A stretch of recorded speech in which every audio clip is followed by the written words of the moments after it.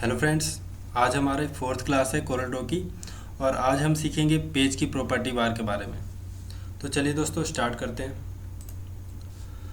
यहाँ पर ये पेज की प्रॉपर्टी बार दी हुई है। इसमें सबसे पहला ऑप्शन है पेज साइज। यहाँ पर डिफरेंट डिफरेंट पेज के साइज़ दिए हुए हैं बाय डिफ़ॉल्ट। आप यहाँ से कोई साइज ले सकते हैं जो आप लेना चाहें। जैसे यहाँ पर letter size A4 size, custom size A5, A3, different different तरह के साइजेस दिए हुए हैं। वेब बैनर के साइजेस हैं यहाँ पर, तो आप यहाँ से कोई साइज़ ले सकते हैं। जैसे हमने यहाँ से A4 ले लिया। इसके बाद दोस्तों सेकंड जो इसका ऑप्शन है ये पेज डायमेंशंस का है। यहाँ पर इसका ब्रीथ है और ये हाइट। यहाँ पर इसके डायमेंशन आप टाइप करके और पेज का साइज़ यहाँ पर क्रिएट कर सकते हैं। जैसे मान लीजिए यहाँ से मैंने इसकी ब्रीथ 10 रखी मैंने और हाइट इसका 12 रखा, एंटर कर दिया, ये इस साइज़ में आ गया। अगर मैं यहाँ से 8.5 करता हूँ इसकी ब्रीथ और हाइट करता हूँ 11, तो ये इस साइज़ में आ जाएगा। ठीक है दोस्तों, ये इसका पेज का डायमेंशंस के बारे में। इसके बाद ऑप्शन आ रहा है हमारे पास पोर्ट्रेट और लैंडस्केप। हमारा अभी ये पोर्ट्रेट में, हम इस पे लैंडस्केप पे क्लिक कर देंगे तो ये लैंडस्केप में हो जाएगा, और पोर्ट्रेट में क्लिक करेंगे तो ये पोर्ट्रेट में इसकी शेप हो जाएगी पेज की। इसके बाद जो ऑप्शन है दोस्तों ये है ऑल पेज, और इसके बाद है करंट पेज। तो ये कैसे यूज़ होते हैं दोस्तों, ये मैं आपको बताता हूँ। मैं यहाँ पर और पेज ऐड कर देता हूँ यहाँ पर क्लिक करके। जैसा कि मैंने पहले वाली वीडियो में बताया था आपको, यहाँ से क्लिक करके आप पेज को ऐड कर सकते हैं, या फिर आप लेआउट मेन्यू में जाके इंसर्ट पेज कर सकते हैं। तो ये हमने 3 पेज ले लिए। अब अगर मैं करंट पेज पे सेलेक्ट करता हूँ, करंट वाले पेज के ऑप्शन पे क्लिक कर देता हूँ, ऑन कर देता हूँ इसको। अब मैं यहाँ से कोई अगर साइज लेना चाहूँ, जैसे मान लीजिए मैंने यहाँ पर 12/18 इसकी साइज़ ले लिया पोर्ट्रेट में।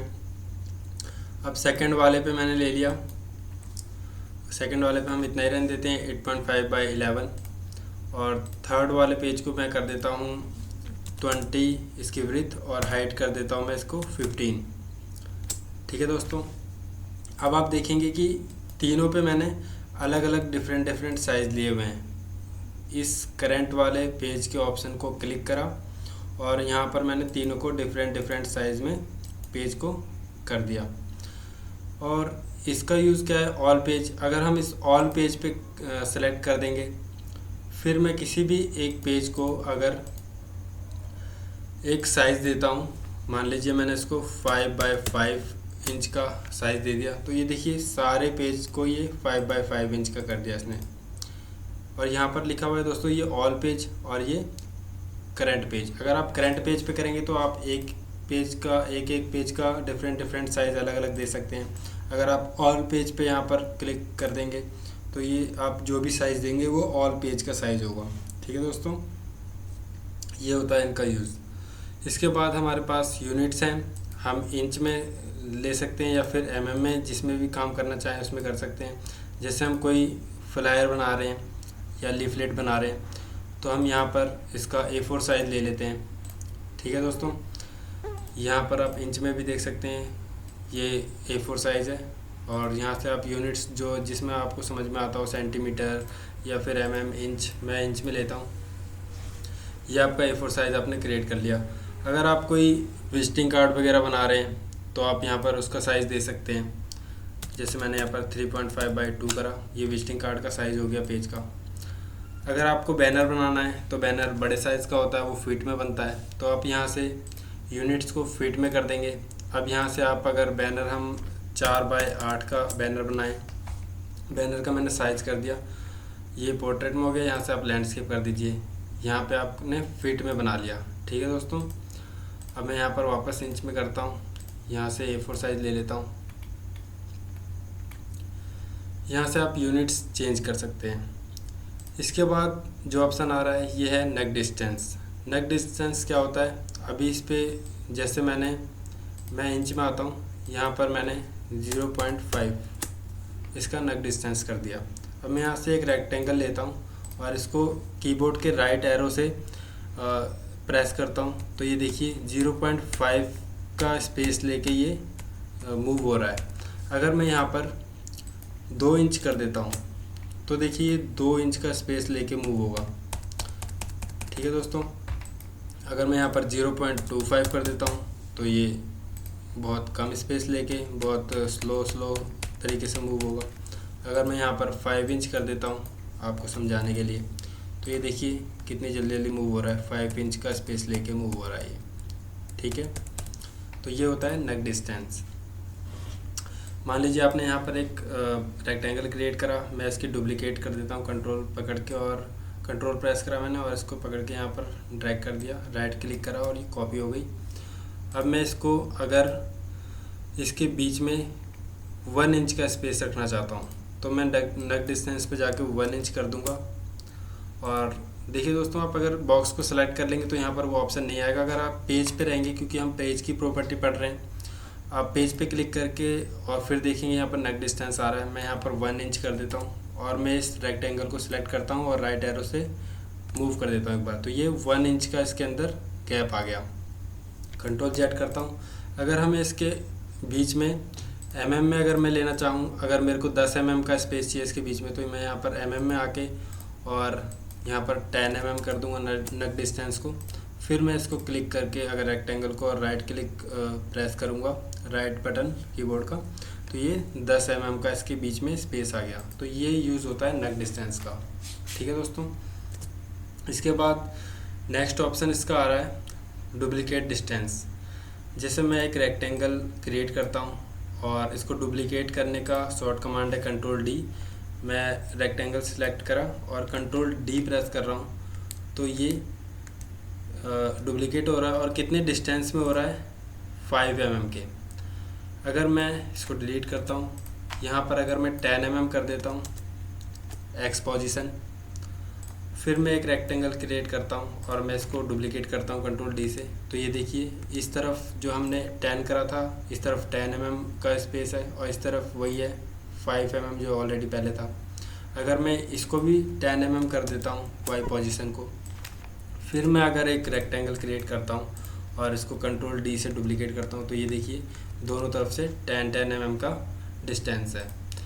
ये यूज़ में आता है डुप्लीकेट डिस्टेंस। ठीक है, इसके बाद ये ऑप्शन आ रहा है हमारे पास treat all object as field. मतलब आप एक रेक्टेंगल क्रिएट कीजिए और इसके अंदर अभी कोई कलर हमने फिल नहीं करा, ओनली आउटलाइन स्ट्रोक है इसके अंदर। अब आप इसको अगर सेलेक्ट करना चाहें तो पिक टूल सेलेक्ट करके आप इसको सेलेक्ट कर सकते हैं। ठीक है, लाइन पकड़ के अगर मूव करें तभी भी मूव हो जाएगा। अगर बीच में जहाँ फिल कलर होता है वहाँ से अगर प्रेस करके माउस का बटन और इसको ड्रैग करें तो ये मूव होगा। बट अगर आप इस पर क्लिक कर दें इस वाले ऑप्शन पर treat all object as field, तो फिर देखिए दोस्तों, अगर इस पर आपने क्लिक कर दिया और फिर ये मूव करेंगे अगर बीच में पकड़ के तो ये नहीं होगा, ये सेलेक्ट ही नहीं होगा। अगर लाइन को पकड़ के अगर आपको लाइन को इसको पकड़ के अगर मूव करेंगे तो ये हो जाएगा, लेकिन अगर इसके सेंटर में अगर आप क्लिक करेंगे तो देखिए कुछ सेलेक्ट नहीं होगा क्योंकि इसके अंदर फिल कलर नहीं है। अगर हम इसको सेलेक्ट करके अगर कोई कलर दे देंगे, इसमें फिल कर देंगे तो ये सिलेक्ट हो सकता है, मूव हो सकता है और सेलेक्ट भी हो सकता है कहीं से भी, लाइन से भी और फिल से भी। और अगर इसका आउटलाइन मैं हटा देता हूँ यहाँ से तो देखिए ये नहीं सिलेक्ट होगा और वापस इस पर क्लिक कर देंगे तो फिर ये सिलेक्ट हो सकता है। ठीक है दोस्तों, तो आप ये चेक कर लीजिए। अगर बाई चांस आपके साथ ऐसा कुछ हो रहा हो कि आप क्लिक कर रहे हैं मगर ये सिलेक्ट नहीं हो रहा तो आप इसको एक बार चेक कर लीजिए। ठीक है, इसके बाद मैं आपको कलर में फिल करने के बारे में मैं आपको बताया था पिछली वीडियो में। अभी मैंने यहाँ से कलर इसका अनफिल करा है, तो मैंने कैसे करा, जैसे मान लीजिए ये कलर है फिल, मैं अगर ये जो क्रॉस का निशान दिख रहा है कलर पैलेट के ऊपर, इस पर अगर मैं लेफ़्ट क्लिक कर देता हूँ तो ये इसका फिल ख़त्म कर देगा इसके अंदर से। फिर से देखिए मैंने इसको फिल करा और एक रेक्टेंगल और ले लेता हूँ। मैंने इस रेक्टेंगल को सेलेक्ट करा, यहाँ पर आया क्रॉस वाले निशान पर और लेफ़्ट माउस का जो लेफ़्ट की है उसको मैंने प्रेस कर दिया तो ये इसका फिल कलर ख़त्म हो गया। अब मैं इस रेक्टेंगल को सिलेक्ट करता हूँ, इसकी आउटलाइन में थोड़ी मोटी कर देता हूँ ताकि आपको दिखे। अब मैं इस अगर क्रॉस वाले आइकन पे जाके और माउस का राइट क्लिक अगर प्रेस कर देता हूँ तो देखिए इसकी आउटलाइन ख़त्म हो गई। मतलब लेफ़्ट क्लिक से फिल कलर डिलीट हो जाता है और राइट क्लिक से आउटलाइन रिमूव हो जाती है।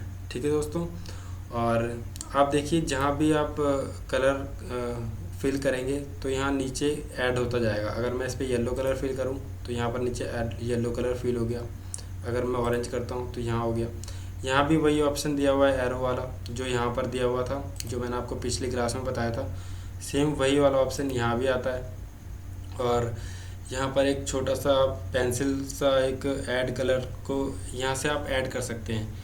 आप इस पर यहाँ पर लिखा हुआ देखिए adds colour to the colour palette. अगर आप इस पर क्लिक करते हैं और किसी कलर पे कलर पैलेट पे जाके किसी कलर पे आप अगर सेलेक्ट करेंगे इससे तो देखिए यहाँ पर सेलेक्ट हो, यहाँ पर ऐड हो गया। फिर से मैं करता हूँ, मैं यहाँ ये ग्रे वाले कलर पे अगर लेफ़्ट माउस का लेफ़्ट की अगर प्रेस करता हूँ तो यहाँ पर एक ऐड हो गया कलर। ठीक है दोस्तों, और अगर आप मान लीजिए यहाँ पर आप पेज में काम कर रहे हैं पेज के अंदर और ऐसे जूम टूल होके और आपका ये पेज खो गया तो आप क्या करेंगे, F4 बटन प्रेस कर देंगे, ये पेज आपके सामने आ जाएगा। ठीक है, इस पे ऑब्जेक्ट था इसलिए हमने F4 प्रेस करा और ये आपके सामने आ गया, मगर इस पे कोई ऑब्जेक्ट नहीं रहेगा। उसके बाद ये आपका खो गया कहीं बॉक्स, इसके बाद आप F4 प्रेस करेंगे तो ये नहीं आएगा। इसके लिए आपको शिफ्ट और F4 प्रेस करना पड़ेगा, तब पेज आपके सामने आएगा। ठीक है, और पिछली क्लास में मैं आपको इसके बारे में कुछ चीज़ें बताना रह गया था तो मैं आपको इसमें बता देता हूँ।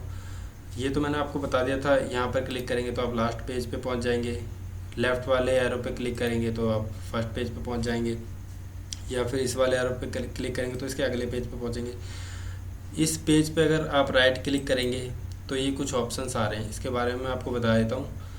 अगर आप ये पोर्ट्रेट शेप में है या आपका पेज, अगर आप इस पर राइट क्लिक करेंगे और ये स्विच पेज ओरिएंटल इस पर क्लिक करेंगे तो ये वर्टिकल हो जाएगा और हॉरिजेंटल हो जाएगा। इस पर क्लिक कीजिए, अभी ये वर्टिकल है, ये हॉरिजेंटल हो गया, फिर क्लिक कीजिए, ये वर्टिकल हो गया।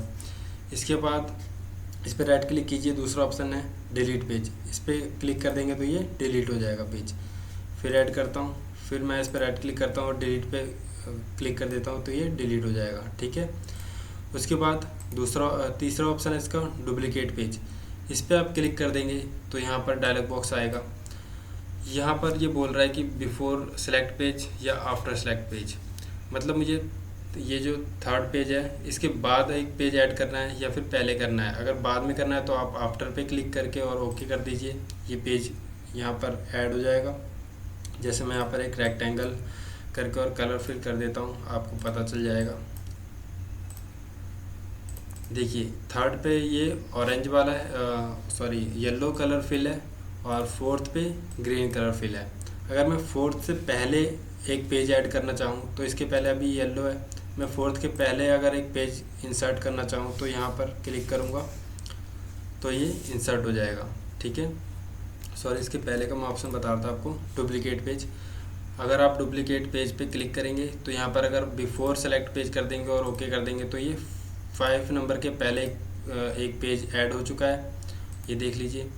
अब मैं इसको डिलीट करता हूँ और फिर फोर्थ पे जाके इस ऑप्शन पे जाता हूँ डुप्लीकेट पेज पे और आफ्टर कर देता हूँ तो ये पेज फोर्थ के बाद आफ्टर मतलब फोर्थ के बाद ऐड हो गया एक पेज। इसको मैं डिलीट करता हूँ, फिर से मैं इस पर राइट क्लिक करता हूँ और डुप्लीकेट पेज पे जाता हूँ। यहाँ पर 2 ऑप्शन और दिए हुए हैं, कॉपी लेयर ओनली। अगर हम इस पे इस ऑप्शन पे क्लिक करके और फिर ओके कर देंगे तो ओनली पेज ऐड होगा, ओनली लेयर ऐड होगी। ठीक है, इसको डिलीट करता हूँ और अगर मैं इस पर डुप्लीकेट पेज पे जाता हूँ और यहाँ पर अगर दूसरा ऑप्शन दे रखा है copy layers and their contents, मतलब इस पे जो कंटेंट्स हमारा दे रखा है, जो आर्टवर्क हमने बना रखा है वो भी एक पेज भी क्रिएट हो और ये कंटेंट भी उस पर चले जाए, तो हम इस पर कर देंगे copy layer and their contents, okay कर देंगे तो देखिए फोर्थ पे भी वही और 5 पे भी वही हो गया। अगर मैं इसको डिलीट करता हूँ फिर से फोर्थ पे क्लिक करता हूँ और मुझे ये कंटेंट चाहिए, एक नया लेयर भी चाहिए लेकिन फोर्थ से पहले चाहिए, तो मैं बिफोर कर दूंगा और ओके कर दूंगा तो यहाँ पर ये देखिए 5 से पहले एक पेज ऐड हो गया जिस पे ये 5 पे जो कंटेंट था वही 4th पे भी यही कंटेंट है। ठीक है दोस्तों, तो मिलते हैं अगली क्लास में दोस्तों। आज मैंने आपको पेज की प्रॉपर्टी बार के बारे में बताया। अब हम नेक्स्ट वीडियो से टूल बार से स्टार्ट करेंगे, फिर उसके बाद मैं आपको 3-4 टूल्स बताऊंगा। उसके बाद फिर हम कुछ डिज़ाइंस भी बना के देखेंगे इसके अंदर। उसके बाद फिर मैं कुछ टूल्स करवाऊंगा। इस तरीके से मैं आपको डिज़ाइन भी करवाता जाऊंगा और टूल्स के बारे में और मेन्यू के बारे में भी आपको बताता जाऊंगा। टूल्स हमारा ख़त्म होने के बाद हम मेन्यू बार के बारे में पढ़ेंगे। इसके बाद हम ओनली डिज़ाइनिंग करके देखेंगे। मैं आपको डिज़ाइन करके दिखाऊँगा, आप भी अपने घर पर प्रैक्टिस करिए।